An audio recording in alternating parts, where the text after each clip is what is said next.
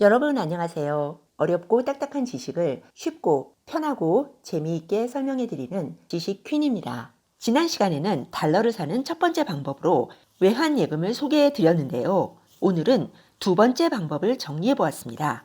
두 번째 방법은 증권사에서 해외 증권 계좌를 개설하는 겁니다. 달러를 사려고 하는데 웬 해외 증권 계좌냐고요? 저는 보통 사람들에게는 외환 통장보다는 이 두 번째 방법이 더 이익이 된다고 생각합니다.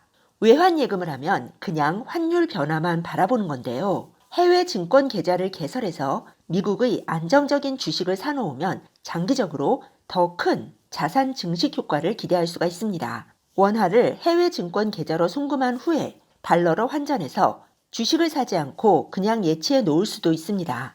개인적으로 저는 달러를 외환 예금 통장이 아니라 해외 증권 계좌에 보관하고 있습니다. 시기를 봐서 미국 주식을 조금씩 사고 있고요.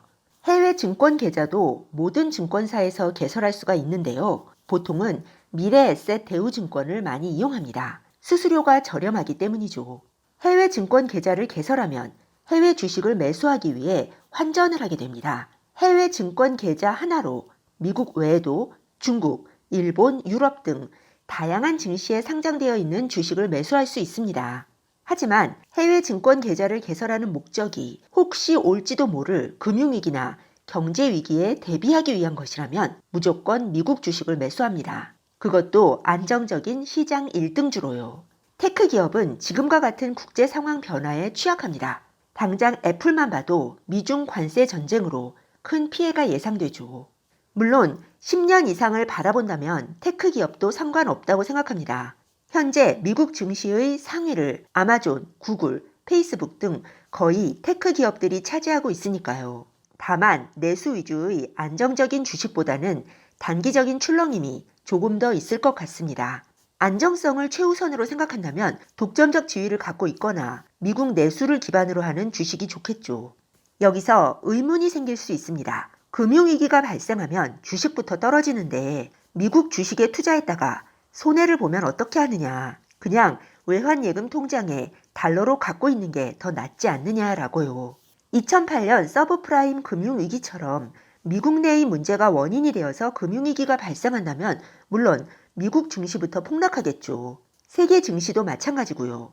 이럴 때는 주식에 투자하지 않고 현금을 손에 쥐고 있는 사람이 제일 유리할 것입니다. 전 세계적인 위기나 공황을 걱정한다면 주식에 투자하면 안 됩니다. 하지만 그런 분들은 아무것도 하실 수 없겠죠. 우리가 지금 걱정하는 것은 미국이 아니라 한국에 닥칠 위기이므로 미국 주식에 투자하는 것이 그렇게까지 위험하지는 않다고 생각됩니다. 물론 이 경우에도 포트폴리오 개념으로 여유 자금의 일부만을 투자하는 것이 좋겠죠. 조금씩 시작해보고 경험과 노하우가 쌓이면 조금씩 늘려가는 식으로요. 외환예금을 들 때처럼 환율을 보면서 환율이 비교적 안정되어 있을 때 원화를 해외 증권 계좌로 이체하고 달러로 환전합니다. 증권사 앱을 깔면 그 안에서 다 할 수 있습니다. 처음 증권사 앱을 사용하시는 분들은 기능을 잘 몰라 당황하시기가 쉬운데요. 증권사로 전화를 걸면 친절하게 설명해 줍니다. 미국 증시가 우리 시간으로는 밤에 개장하기 때문에 그 시간에 맞춰 거래를 하려면 좀 힘듭니다. 하지만 이 경우에도 예약 주문을 넣어 놓으면 됩니다. 해외 주식 매수가 외환 예금과 다른 점은 환율뿐 아니라 미국 증시도 함께 봐야 한다는 것입니다. 하지만 시장 1등주라면 완만하게 우상향할 것이므로 갑자기 증시가 과열되었을 때를 빼고는 언제든 사도 된다고 생각합니다. 자신의 상황에 맞게 조금씩 미국 우량주를 사는 것이죠. 외환예금처럼 환전만 해서 증권 계좌에 예수금으로 놔두어도 됩니다. 일단 달러만 넣어놓고 주식은 상황을 보면서 사는 것이죠. 물론 이자는 붙지 않습니다만 어차피 외환예금의 이자도 높지 않기 때문에 큰 금액이 아니라면 별 차이는 없다고 생각합니다. 여유 자금의 일부는 외환예금 통장에 현금으로 보유하고 매달 일정액은 해외 증권 계좌를 통해 해외 주식을 매입하는 방법도 좋겠죠. 참, 해외 주식은 이익에 대해 22%의 양도세를 내야 합니다.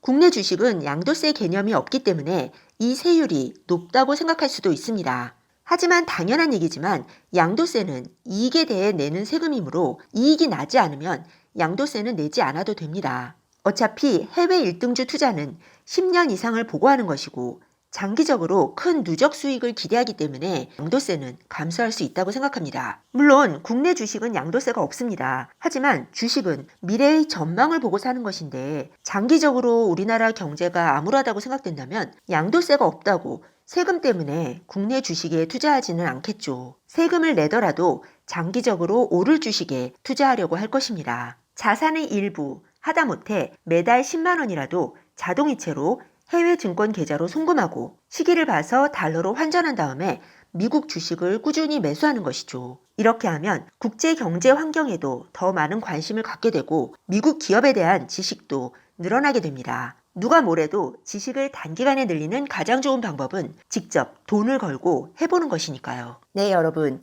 오늘 읽어드린 부분이 도움이 되셨다면 구독 버튼, 좋아요 버튼 꾹 눌러주세요. 여러분의 구독 버튼 하나, 좋아요 버튼 하나가 영상을 만드는 저에게는 큰 힘이 됩니다. 다음에 더 좋은 영상으로 찾아뵙겠습니다. 네, 여러분. 그러면 다음 시간에 만나요. 감사합니다.